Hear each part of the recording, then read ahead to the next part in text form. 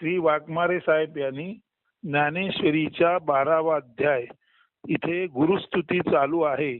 आधार शक्तीच्या मांडीवर प्रत्यक्ष ज्योतीची ओवाळणी, नंतर मनपवनाची खेळणी, 17व्या अमृतकलेचे स्तन्य, अनाहताचे गाणे अशासारखे शब्द त्या गुरुस्तुतीमध्ये आलेले आहेत आणि त्या शब्दाचा गूढार्थ त्याने विचारलेला आहे. त्यापैकी 17 कला ज्या आहेत त्या प्रथम समजून घ्याव्यात. चंद्राच्या एकूण 16 कला आहेत. अमृता, मानदा, पूषा, तुष्टी, पुष्टी, रतिर्धृती, शशिनी, चंद्रिका, कांतीर, ज्योत्स्ना, श्री, प्रीतिरेवच, अंगदा च तथा पूर्णा, मृता षोडश वै कलाः. म्हणजे अमृता, मानदा, पूषा, तुष्टी, पुष्टी, रती, धृती, शशिनी, चंद्रिका, कांती, ज्योत्स्ना, श्री, प्रीतिरेवा, अंगदा, पूर्णा आणि अमृता अशा या 16 कला आहेत. आता चंद्र प्रतिपदेपासून पौर्णिमेपर्यंत 15व्या कलाने वाढत 15 कला वाढत जातात. अमावास्येला तो नष्ट होतो. या 16च्या 16 कला जेव्हा जातात तेव्हा चंद्र नष्ट होतो. मग पुन्हा तो येतो. तो कुठून येतो तर जगामध्ये कोणतीही गोष्ट नष्ट झाली तरी ती ज्यामध्ये नष्ट होते ती जी नष्ट झालेली स्थिती आहे तीच सर्वांची आधारभूत स्थिती, म्हणजे त्यालाच केवल शक्ती असे म्हणतात. कृष्णमूर्ती जेव्हा म्हणतात एव्हरीथिंग कम्स फ्रॉम नथिंग किंवा नथिंग वस्तू नाही अशी जी चैतन्य शक्ती आहे, केवल शक्ती आहे, तीच ही 17वी कला आधार शक्ती किंवा 16 कलांचा लोप झाल्यानंतर सुद्धा पुन्हा चंद्र ज्यामधून निर्माण होतो ती ही केवल शक्ती किंवा मूळ शक्ती, आधार शक्ती म्हणजेच आत्मशक्ती किंवा ज्याला आपण नॉन एन्थ्रॉपी म्हणतो, म्हणजे विश्वाच्या मुळाशी असलेली जी ब्रह्मचेतना कधीही कमी होत नाही, जास्त होत नाही, ती चेतना हीच ती आधार शक्ती आहे. आता या आधार शक्तीनेच आपले अमृतरूपी स्तन्य, या आधार शक्तीनेच आपलं ज्ञान रूप स्तन्य म्हणजे जे ज्ञान पिऊन तुष्टी पुष्टी येते आणि अर्थात खऱ्या अर्थाने जीव गेल्यानंतर सुद्धा मूळ शिवतत्व कायमस्वरूपी असल्याची जाणीव चिरंतन राहते. म्हणून देह गेला तरी सुद्धा, जीव गेला तरी सुद्धा जी शिवशक्ती उरते तीच ती 17वी कला आहे आणि तीच ती आत्मशक्ती आहे. तिचीच ती ओवाळणी आहे आणि आत्मशक्ती समोर बसलेले ज्ञानेश्वर आहेत आणि आत्मशक्तीचे ते स्तन्य पीत आहेत आणि आत्मशक्तीने ज्ञानरूपी त्यांनाही आत्मशक्तीने त्यांना ज्ञान दिलेले आहे आणि ते ज्ञान मिळाल्या कारणाने गुरुची स्तुती करून त्या आत्मशक्तीला गुरुला ओवाळणी म्हणून प्रत्यक्ष ज्ञानेश्वर आपली भावसुमने अर्पण करीत आहेत. तर 17वी कला म्हणजे मूळ आधार शक्ती, केवल शक्ती किंवा एव्हरीथिंग कम्स फ्रॉम नथिंग म्हणतात ती शुद्ध ब्रह्मचेतना असं समजावं. आणि या ब्रह्मचेतनेतूनच सर्व साक्षात्कारी लोकांना ज्ञानसिद्धी प्राप्त झालेली आहे. आणि ही ज्ञानसिद्धी जेव्हा साक्षात्कारी लोकांना प्राप्त होते तेव्हा ते गुरु तत्व, गु म्हणजे अज्ञान, रू म्हणजे नष्ट करणारा ज्ञान प्रकाश, म्हणजे अज्ञान नष्ट करणारा ज्ञान प्रकाश म्हणजेच आत्मशक्ती, म्हणजेच गुरुशक्ती, म्हणजेच केवल शक्ती, म्हणजेच नॉन एन्थ्रॉपी, म्हणजेच एव्हरीथिंग कम्स फ्रॉम नथिंग, त्या नथिंग मधून सर्व येतं त्याची स्तुती म्हणजेच खऱ्या अर्थाने गुरुस्तुती ही ज्ञानेश्वरीच्या 12व्या अध्यायात सांगितलेली आहे. आता आजच्या काळाशी सुसंगत आणि जुनं आणि आजचं मिळून हे सर्व एकत्रित प्रत्यक्ष अनुभवातून आपण हे तुम्हाला सांगत आहोत. तर चंद्राच्या 16 कला आणि त्या नष्ट झाल्यानंतर उरलेली केवल शक्ती किंवा आत्मशक्ती हीच ती 17वी कला आहे. आता प्रश्न असा आहे याचा शोध कधी लागला तर ध्यानात घ्या, जेव्हा वाघमारे साहेबांचा प्रश्न आम्हाला मिळाला तेव्हा तो प्रश्न आमच्या मनामध्ये सुषुप्तावस्थेत होता आणि काल गुरुपुष्यामृत योग होता. काल 24/10/2024 मध्यरात्री म्हणजे साधारण 12 नंतर 25/10/2024 ला म्हणजे 2:37 सुमारास हे उत्तर स्फुरलेलं आहे, जे आपणाला वेड्या माणसाचे बोल या पद्धतीने उत्तर देण्याचा प्रयत्न करीत आहेत. आता हे जे वेड्या माणसाचे बोल आहेत, हे जे शीर्षक आहे ते शीर्षक नीट समजून घ्या. या शीर्षकामध्ये एकूण याच अर्थाची 4 शीर्षके लपलेली आहेत. पहिलं शीर्षक आहे वेड्या माणसाचे बोल, दुसरं शीर्षक आहे ससंवेद्य आत्मरूप, तिसरं शीर्षक आहे शिवस्वरोदय शास्त्र आणि चौथं शीर्षक आहे अनाहत ध्वनी. आता वेड्या माणसाचे बोल हे का दिलेलं आहे प्राकृत नाव, त्याचं कारण सांगतो. विद याचा अर्थ आहे जाणीव, आणि जाणीवेचा जो वेध घेतो, जाणीवेसाठी जो पॅशनेट होतो, वेडा होतो, त्यालाच वेडा. म्हणजे शुद्ध जाणीवेसाठी जो पॅशनेट झाला, शुद्ध आत्मशक्तीसाठी जो पॅशनेट झाला, अशा माणसाचे बोल म्हणजे शुद्ध जाणीवेसाठी, आत्मजाणीवेसाठी one who becomes passionate he possesses the thing. जो पॅशनेट असतो त्यालाच पोझेशन मिळते. म्हणजे परमेश्वरासाठी जो वेडा झाला त्यालाच पोझेशन मिळते. म्हणजे याचा अर्थ आहे पॅशनेट जो आहे, जो वेडा आहे, त्याला पोझेशन म्हणजे प्रभुत्व मिळतं. प्रभुत्व मिळणं याचा अर्थ प्रभूवर सत्ता मिळणं असं नव्हे, तर प्रभुत्व मिळणं याचा अर्थ आत्मज्ञानासाठी जो वेडा झाला त्याच्यासाठी आत्मज्ञान स्वयंसिद्धतेने प्राप्त होतं. म्हणून वेड्या माणसाचे बोल या शीर्षकाखाली या सर्व प्रश्नाचा खुलासा करीत आहे. आता हे जे वेड्या माणसाचे बोल आहेत त्यालाच आपण एक ऐकलं असेल शिवस्वरोदय शास्त्र. शिव म्हणजे पवित्र, स्वरोदय स्वर म्हणजे आवाज आणि उदय पवित्र आवाजाचा उदय आणि त्याचे शास्त्र म्हणजे शिवस्वरोदय शास्त्र. यामध्ये शंकर आणि पार्वती यांचा संवाद आहे आणि तो संवाद आत्म्याच्या शक्तीवरती म्हणजे 17व्या अमृत तत्वाबद्दलचा आहे. म्हणून वेड्या माणसाचे बोल म्हणजेच पवित्र स्वराचा उदय ज्याच्यातून झाले ते शास्त्र किंवा शिवस्वरोदय शास्त्र. याचाच पुढे अर्थ ज्ञानेश्वर म्हणतात स्वसंवेद्य आत्मरूप. जे आपण युट्यूबवर टाकतो, स्वतःला जाणण्याची शक्ती ज्यामध्ये आहे त्याला स्वसंवेद्य आत्मरूप म्हणतात. स्वतःला जाणण्याची शक्ती म्हणजेच आत्म्याचं रूप म्हणजेच स्वसंवेद्य आत्मरूप. त्या वेड्या माणसाचे बोल म्हणजे परमेश्वरासाठी वेडा झालेला माणूस परमेश्वर प्राप्ती करतो, याला म्हणायचं वेड्या माणसाचे बोल. यालाच म्हणायचं शिव स्वरोदय शास्त्र. म्हणजे शिवरूपी पवित्र स्वराचा उदय ज्या शास्त्रात सांगितलेला आहे ते शिवस्वरोदय शास्त्र. येथे सुद्धा शंकर पार्वती यांचा आत्मज्ञानाचा संवाद आहे. यालाच ज्ञानेश्वर जय जय ससंवेद्य आत्मरूपा म्हणतात. जे ससंवेद्य आत्मरूप हे आपल्या युट्यूबवरचं जे नेहमी नित्य निरंतर प्रवचन चालू आहे त्याचं जे शीर्षक आहे ससंवेद्य आत्मरूप, त्याचाही अर्थ वेड्या माणसाचे बोल आहे, त्याचाही अर्थ शिवस्वरोदय शास्त्र आहे. म्हणजेच ते ससंवेद्य आत्मरूप आहे.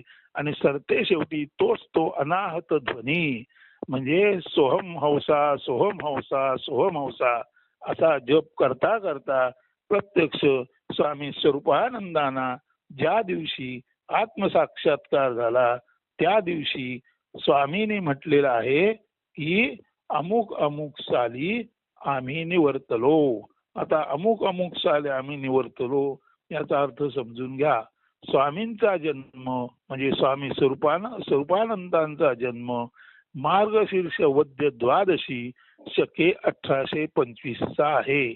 मार्गशीर्ष वद्य द्वादशी शके 1825 आहे. आणि त्याने एका ठिकाणी म्हटलेलं आहे शुक्ल पक्ष भृगुवासर रात्र आषाढीची नवमी 1856 शताब्दी मृत्यू पावलो. म्हणजे शके 1825 पासून 1856 पर्यंत, म्हणजेच याचा अर्थ 31 वर्षानंतर 25 ते 56 म्हणजे वयाची 31 वर्षे झाल्यानंतर स्वामींना स्वरूपाचा आनंद म्हणजे अमृत सिद्धी प्राप्त झाली. आता नीट विचार केला तर 1903 चा जन्म आणि तिथून पुढे 31 म्हणजे 1934 रोजी स्वामींना आत्मज्ञान झालं. आणि आत्मज्ञान झालं तेव्हा ते म्हणाले शके 1856 ला आम्ही निवर्तलो. म्हणजे 1825 ते 1856 या काळामध्ये स्वामी स्वरूपानंद संसारी होते आणि त्यानंतर अर्थातच त्यांना पारलौकिकाचं ज्ञान झालं. म्हणजे 25 पासून 56 पर्यंत हा जो काळ आहे तो अर्थातच 31 वर्षाचा होतो. म्हणजे वय वर्ष 31 म्हणजे 1903 चा जन्म धरला तर 1934 ला स्वामींना साक्षात्कार प्राप्त झाला आणि तिथून पुढे 1974 रोजी ते निवर्तले.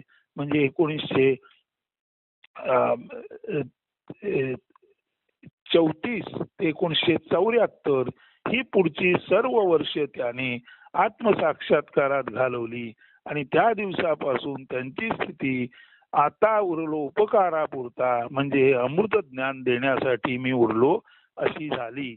आता हे सांगायचं कारण असं आहे की या सर्व गोष्टीचा अनुभव आपल्याशी जो बोलत आहे त्याला स्वतःला आलेला आहे. तरी सुद्धा आता ज्ञानेश्वरी नित्यपाठ आहे स्वरूपानंद विरचित पान 35 त्याच्यावरची 91 क्रमांकाची ओवी वाचून दाखवतो.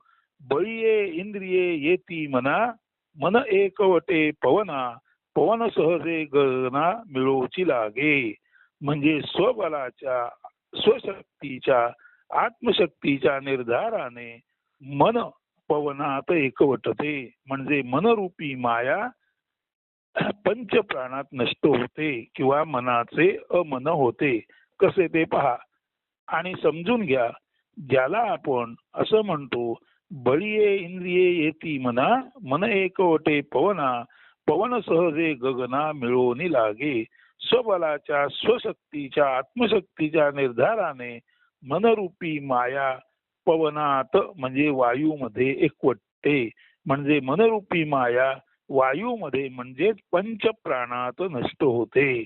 म्हणजे मनरूपी माया पंचप्राणात नष्ट होणे म्हणजेच मनाचे अमन होणे.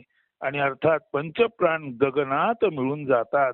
ज्या अर्थी शरीरात पंचप्राण आहेत त्या अर्थी शरीरामध्ये जिथे जिथे पोकळी आहे तिथे तिथे गगन म्हणजे आकाश आहे. म्हणून प्रोटॉन इलेक्ट्रॉन न्यूट्रॉन असलं तरी सुद्धा पेशीच्या मध्ये जी व्हॉइड आहे ते आकाशच आहे. थोडक्यात गाढ झोपेमध्ये आपली सर्व इंद्रिय मनामध्ये नष्ट होतात आणि सर्व इंद्रिय मनामध्ये नष्ट झाल्यानंतर आपला जो मी आहे तोही नष्ट होतो. म्हणजे सुषुप्तीमध्ये सुषुप्तीमध्ये आपलं मन पंचप्राणात एकवटतं. पंचप्राण आकाशात म्हणजे आपल्या शरीराच्या पोकळीत म्हणजेच गगनात नष्ट होतात आणि तिथे मीही नष्ट होतो. आणि जेव्हा मी नष्ट होतो तिथे where you are not that is there तिथे परमेश्वराचा अनुभव येतो. परंतु सुषुप्ती ही तमोवस्था असल्या कारणाने तो जरी आनंदाचा अनुभव असला, तो जरी आनंदमय कोशाचा अनुभव असला तरी सुद्धा तो तमोगुण आहे. म्हणून जी ज्ञानी माणसे समत्वाच्या अधीन होतात, समाधीत जातात, तेव्हा ती जागृत अवस्थेत त्यांच्या मनाचे अमन होते. आणि मनाचे अमन होते याचा अर्थ मन त्यांचा पवनामध्ये म्हणजे पंचप्राणामध्ये विलीन होतो आणि पंचप्राणे शरीराच्या पोकळीत म्हणजे आकाशात असतात. अशा तऱ्हेने मनाचे अमन समाधी अवस्थेत झाले की जो अनुभव येतो तोच अनुभव आत्मसाक्षात्काराचा असतो. ऐकू येत आहे ना? हो, ठीक आहे. तोच अनुभव आत्मसाक्षात्काराचा असतो. आता आपणाला माहित असेल की 5 सप्टेंबर रोजी 7 सप्टेंबरला यंदा गणपती आले आणि 5 सप्टेंबरच्या रात्री प्रत्यक्ष शरीरातून बाहेर पडून अनंत आकाशामध्ये, अनंत स्पेस मध्ये, अनंत टाइम मध्ये जवळजवळ 2.5 तास विहरत होतो आणि नंतर 2.5 तासानंतर परत देहात आलो आणि त्यानंतर देहाची जी अवस्था झाली ती अत्यंत क्लांतावस्था होती, अत्यंत मरगळ आलेली अवस्था होती. हा जो अनुभव आपणाला माहीत असेल तर 5 सप्टेंबरचा अनुभव 6 सप्टेंबरच्या दुपारी 2:30 ते 3च्या सुमारास वाघमारे साहेबांना आपण पाठवलेला आहे आणि तो अनुभव आपला युट्यूबवर आलेला आहे. तो अनुभव सुद्धा देहातून बाहेर पडून उन्मनी अवस्थेत प्राण जातात आणि परत देहात येतात अशा तऱ्हेचा तो अनुभव आहे. सांगायचा मुद्दा की हे अनुभव आपणाला सुद्धा येतात. आता हे अनुभव आपणाला येतात म्हणताना याला आणखी पुरावा काय, तर याला एक पुरावा असा सांगतो की मेघवृष्टी म्हणून या लहान माणसाचं जे पुस्तक आहे ते 15 सप्टेंबर 2007 गणेश चतुर्थीला प्रसिद्ध झालेलं आहे आणि 11/5/2002 पासून 2007 पर्यंत म्हणजे पुढे 5 वर्षापर्यंत त्यामध्ये एकूण 139 रचना आलेल्या आहेत. ज्या रचना आदल्या रात्री व्हिज्युअलाइज झाल्या आणि दुसऱ्या दिवशी उठून सकाळी लिहिल्या गेल्या. त्यामुळे जी तारीख आहे त्याच्यावर ती दुसऱ्या दिवशी सकाळची आहे, परंतु आदल्या रात्री ते व्हिज्युअलायझेशन उन्मनी भावावस्थेमध्ये झालेलं आहे. आता त्यातील एक रचना तुम्हाला शेवटी मी जरूर वाचून दाखवणार आहे, परंतु तत्पूर्वी मध्यंतरी आपण आत्मज्ञानी माणसाचे जीवन किंवा आत्मज्ञानी माणसाचा किंवा साक्षात्कारी माणसाचे जीवन असा एक संवाद मध्यंतरी आपण वाचून दाखवला होता आणि तो संवाद तुम्हाला जो वाचायला मिळाला तो संवाद ज्या दिवशी सकाळी उजाडल्या 7च्या दरम्यान बसलो होतो तेव्हा अचानक स्फुरलेला वाघमारे साहेबांना वाचून दाखवला होता आणि तिथे आपण असं सांगितलेलं होतं की आय टू आय म्हणजे इन्फिनिटीतून आयडेंटिटी मध्ये जीव येतो. म्हणजे शिव जो अनंत आकाशात असतो तो जीवामध्ये येताना ब्रह्मरंध्रातून येतो आणि प्रथम तो स्वाधिष्ठान चक्रात स्व अधिष्ठान चक्र, स्व म्हणजे आत्मा, आत्मा जिथे अधिष्ठापित होतो ते चक्र म्हणजे स्वाधिष्ठान चक्र, म्हणजे ब्रह्मरंध्रातून जीव आत येतो आणि स्वाधिष्ठान चक्रात म्हणजे गुद आणि लिंग याच्या मध्यभागी तो स्थापित होतो. ते स्वाधिष्ठान चक्र म्हणजे तिथे शिव किंवा आत्मतत्व विराजमान झालेले आहे. तिथून ते मूलाधार चक्रामध्ये म्हणजे अर्थातच पाठीचा कणा वरून खाली संपतो किंवा खालून वर जिथे सुरू होतो तो पाठीचा जो आपला भाग आहे तिथे जो अगदी शेवटी गुदाच्या वरती उंचवट आहे तिथून ते शिवतत्व मूलाधार चक्रात येते आणि त्वम मूलाधार स्थितोसी नित्यम म्हणून ती शिवशक्ती गणेश शक्ती म्हणून तिथे प्रस्थापित होते आणि हीच गणेश शक्ती गणानांत्वा गणपतीम सर्व गणांचा अधिपती तू गणपती म्हणून हीच शिवशक्ती गणेश शक्ती म्हणून मूलाधार चक्रात येते. तिथून ती 5 पाकळ्या खाली आणि 5 पाकळ्या वर असलेल्या कमळामध्ये म्हणजे अर्थातच नाभी केंद्राशी येते. म्हणून तिथे आपण म्हटलेलं आहे की स्वाधिष्ठान चक्रातून मूलाधार चक्रात नंतर नाभिस्थानी म्हणजे मणिपूर, मणी म्हणजे रत्न, ही जी रत्न म्हणजे आत्मशक्ती ही पराशक्ती ज्या केंद्रात येते त्या केंद्राला पूर म्हणजे शहर आणि मणी म्हणजे रत्न. ज्या शहरात खरं आत्मरूपी रत्न राहतं ते मणिपूर चक्र ते नाभिस्थानी आहे आणि तिथे आपणाला या आत्मशक्तीची जाणीव होते. म्हणून आपणाला माहित आहे संत कृपेमध्ये म्हटलेलं आहे नाभी नाभी म्हणे तुकाई मज. या वेड्या माणसाला भिवू नको असे तुकाराम महाराज सांगतात. म्हणजेच तुकाराम महाराजांच्या मुखातून जी आत्मशक्ती प्रवर्तित झाली ती आत्मशक्ती नाभी नाभी म्हणे तुकाई मज, भिवू नको अशा तऱ्हेने तुकारामांच्या मुखातून आम्हाला मिळाली. म्हणून हे जे नाभी कमल आहे तिथे जी शक्ती आहे ती पराशक्ती आहे. म्हणून स्वाधिष्ठानातून शिवतत्व मूलाधारात गणेश तत्व म्हणून येतं तिथून ते मणिपुरामध्ये पराशक्ती म्हणून येतं आणि तिथून पुढे ते अर्थातच अनाहत म्हणजे नाभीपासून हृदयापर्यंतच्या भागात, तिथून पुढे ते विशुद्ध चक्र म्हणजे कंठामध्ये, तिथून पुढे ते भ्रुकुटी मध्यामध्ये म्हणजे आज्ञा चक्रामध्ये, आणि तिथून ते वर सहस्रार चक्रातून वेळ प्रसंगी बाहेर जाते. ती जी उन्मनी अवस्था आहे तीच अवस्था खऱ्या अर्थाने कुंडलिनी शक्ती जागृतीची आहे. आता कुंडलिनी शक्तीचं वर्णन ज्ञानेश्वरीमध्ये सर्पिणी ब्रह्मरंध्र भेदून वर येते असं सांगितलेलं आहे. ते रूपक आहे. कृष्णमूर्तींना सुद्धा या शक्तीचा अनुभव आलेला आहे.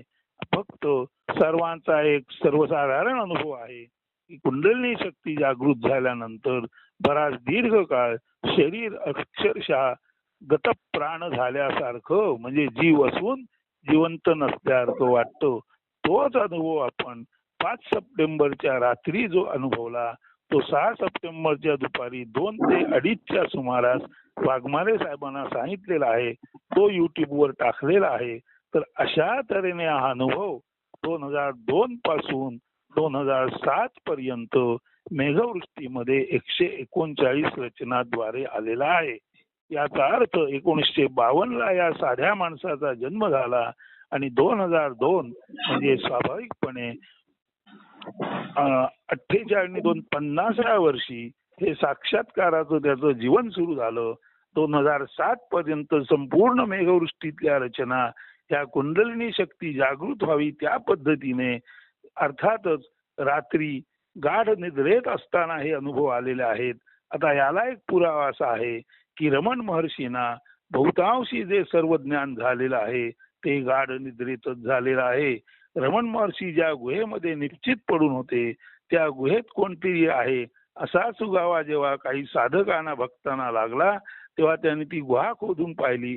तेव्हा रमण महर्षी खऱ्या अर्थाने सुषुप्त अवस्थेत होते आणि त्यांना उठवल्यानंतर ते जे बोलायला लागले ते संपूर्ण ससंवेद्य शक्तीचं आत्मजागृतीचं जीवन ते बोलत होते. तर अशा तऱ्हेने स्वामी स्वरूपानंदांना जे 31व्या वर्षी गावलं ते या सामान्य माणसाला 50व्या वर्षी म्हणजे 2002 1952चा जन्म धरला तर 50वं वर्ष 2002 होतो आणि 2002 पासून आज 2024 पर्यंत हे सातत्याने चालू आहे. याचा चालता बोलता पुरावा हाच आहे की गुरुपुष्यामृतकाल 24/10 ला होतं आणि 25/10 ला सकाळी 2:37च्या सुमारास हे जे सर्व सुचलेलं आहे ते आपणाला बोलून दाखवलं जात आहे. तर अशा तऱ्हेने हे जे अनुभव येत असतात हे अनुभव म्हणजे दुसरं काही नसून वेड्या माणसाचे बोल. वे म्हणजे वेद आणि वे म्हणजे वेद. वेद म्हणजे जाणीवा, विद म्हणजे जाणीव. सर्व जाणीवांचं शास्त्र म्हणजे वेदशास्त्र. म्हणून उपनिषद हे वेदशास्त्र आहे. सर्व जाणीवा ज्या एकवटल्या आहेत त्या उपनिषदालाच खऱ्या अर्थाने वेदांत म्हणजे जाणीवेचा अंत म्हणतात. त्याच्या पुढे कोणतीही जाणीव नाही.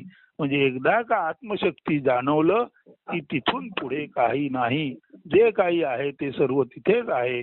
म्हणून वेद आत्मशक्तीचा ज्याला वेध लागला, आत्मशक्तीचं ज्याने वेड घेतलं त्यातला वे हा शब्द वेध आणि वेड अशा अर्थी घ्यायचा. आणि दा दत्त म्हणजे देणे. ज्याला वेध लागला त्याने वेध घेतला आणि ज्याने वेध घेतला त्याने ज्याचा वेध घेतला त्याने दा दत्त म्हणजे देण्याच्या पद्धतीने म्हणजे गुरुदेव दत्तात्रयाने या वेड्या माणसाला सर्व वेदनांचा उगम जिथून होतो ते ज्ञानशक्ती रूप आत्मशक्ती रूप सर्व प्रदान केलेला आहे. म्हणून तो वेद त्या जाणीवांचा अंत जिथे होतो ती आत्मशक्ती ज्या गुरुतत्वाकडून दत्तगुरूकडून मिळाली असा देवनी या रिक्त परिस्वयेची श्रीमंत ऐसा देव दत्त मी नित्य त्याचा भक्त. अशा त्या अवधूत तत्वाने या वेड्या माणसाला जे दिलं ते वेड्या माणसाचे बोल आत्ता आपणाला उत्तरात मिळत आहेत. आणि हे जे वेड्या माणसाचे बोल आहेत त्याला ज्ञानेश्वर ससंवेद्य आत्मरूपा म्हणतात. त्यालाच शिवसरोदय शास्त्र असं म्हणतात. आणि तोच सोहम हौसो पद्धतीने प्रत्यक्ष साक्षात्कार झाल्यानंतर स्वामींना मिळालेला आत्मसाक्षात्काराचा मंत्र आहे. तेव्हा शब्द वेगळे असले तरी तत्व इथून तिथून एकच आहे हे जर आपल्या लक्षात आलं असेल तर, आणि हे उत्तर सुद्धा काल रात्री किंवा गेल्या पहाटे सुचलेलं आहे हे लक्षात आलं असेल तर, या ज्या सर्व रचना आहेत किंवा आपण जे युट्यूबवर युनिव्हर्सल ट्यूबवर जे टाकत आहोत ते प्रत्यक्षामध्ये युनिव्हर्सल ट्रूथ आहे, वैश्विक सत्य आहे असं का म्हटलं जातं त्याचं रहस्य आपल्या लक्षात येईल. आता आता या 139 रचनापैकी एक रचना मी आपणाला म्हणून दाखवत आहे. आणि ही रचना मेघवृष्टीमध्ये पान 190, 91, 92 वर आहे. आणि ही रचना 27/11/2000 आदल्या रात्री म्हणजे 26/11/2000 रात्री 12 नंतर 12 ते 3 चे दरम्यान स्फुरलेली आहे. आणि ही रचना ज्यांच्याजवळ मेघवृष्टी नाही त्यांना आत्मोपनिषद मध्ये पान 218 आणि 19 वर वाचायला मिळेल. आता ती वाचत आहे आणि यातील जे काही भव्य दिव्य आहे ते प्रत्यक्ष आत्मसाक्षात्कारातून आलेलं आहे. आणि तेच वेड्या माणसाचे बोल म्हणून आपल्या प्रश्नाला उत्तर देत आहे. आणि हे उत्तर वाचून या आपल्या निवेदनाचा आपण शेवट करूया. तर ते बोल असे आहेत, अनामिक अचिंत्यमी आदि कारण असे. म्हणजे विश्वात भरून राहिलेला जो आदियोग आहे, विश्वात भरून राहिलेली जी 17वी कला आहे, आत्मकला आहे, तिने दिलेलं हे ज्ञान आहे ते ऐका. कणातमी रजातमी अनुरेणुतमीच मी, फुलातमी फळातमी मधुतमी मधुपिमी, वनोवनी जनीमनी तरुवेली तमीच मी, वनांतरी जनांतरी मनांतरी गुह्यमी, कर्मेंद्रियात मी असे ज्ञानेंद्रियात मी दिसे, मनोदर्पणात मी सदा सर्वदा असे, फुलात मंदगंध मी वायूत थंड स्पर्श मी, वायुचक्री मी असे ऋतुचक्री फिरत असे, प्रभाकरी प्रभा असे चंद्र चांदण्यात मी, ग्रह ताऱ्यात दीप्तिमान सदा दिसे सदा असे, वैनते नभांगणी अश्वमी रणांगणी, धीर वीर समरात बुद्ध शांती सागरात, अरण्यात सिंहमी सिंहनादी घोषमी, महाकाय डौलदार गजराज वनात मी, गिरी शिखरी शिखस्थ उंच दूर मी असे, खोल खोल अंतरात दरीत निर्झर असे, नदीतल्या जलात मी व्याप्त सागरात मी, प्रशांत शांत नित्य मी विश्वदेव स्वस्थ मी, नरातली ऐट मी नारी विभ्रमात मी, पौरुषी पुरुष मी नारी दाक्षिण्यात मी, ज्ञानार्जनी व्रतस्थ मी आतिथ्यात गृहस्थ मी, संसारी विमुक्त मी नित्य साक्षी अलिप्त मी, निर्मिती स्थिती लयात मग्न दंग सदा असे, तत्वरूपे ब्रह्मा विष्णू महेश आदी मी असे, संन्याशांचा संन्यासी दत्त दिगंबर असे, देवांचा देव मी तोची महादेव असे, सर्व गुण सर्वाकार सदा सर्वदा असे, निर्गुण निराकार परी आदि देव मी असे, सर्वनामी सर्व ध्यानी भजनात मी असे, नवविधा भक्ती रूपी आत्मदेव मी असे, असो नसो नाव काही खचितची मी असे, अनामिक अचिंत्य मी आदि कारण असे. तर प्रत्यक्ष आत्म्याने मला नाव असो नसो परंतु निश्चित अनामिक मी आहे, चिंतनाच्या पलीकडे आहे, पण मी निश्चित आहेच आहे असा जो साक्षात्कार दिलेला आहे तीच 17वी कला 2002 पासून 7 पर्यंत मेघवृष्टीमध्ये 139 रचना म्हटलेली आहे. आणि त्याच कलेच्या त्याच 17व्या कलेच्या आदिशक्तीच्या आत्मशक्तीच्या आधारावर हा वेडा माणूस आजपर्यंत तुमच्याशी अत्यंत सुसंगत बोलत आलेला आहे. हे सांगण्याचं कारण असं आहे की आजच्या काळात सुद्धा आपणाला अनुभव येऊ शकतो हा विश्वास ऐकणाऱ्यांच्या मनामध्ये दृढ व्हावा आणि त्या दिशेने त्यांनी अग्रेसर व्हावं म्हणून थोडं आउट ऑफ ट्रॅक जाऊन स्वतःच्या अनुभवावर आधारित अपरोक्ष अनुभूतीच्या आधारित 17वीचे स्तन्य म्हणजे काय ते सांगायचा यथाशक्ती यथामती प्रयत्न केला आहे. आपल्या चरणी तो अर्पण करीत आहे. धन्यवाद. अस्तु.